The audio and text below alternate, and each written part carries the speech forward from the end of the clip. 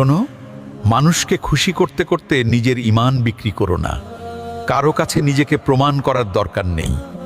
তুমি কার জন্য বাঁচো? মানুষ না আল্লাহ? মানুষ আজ প্রশংসা করবে, কাল সমালোচনা করবে, কিন্তু আল্লাহ দেখেন তোমার নিয়ত, তোমার আমল, তোমার সততা। তাই মানুষের চোখ নয়, ঠিক করো আল্লাহর সন্তুষ্টি। মানুষের বিচার ক্ষণিক, আল্লাহর বিচার চিরস্থায়ী। মাথা উঁচু করে চলো।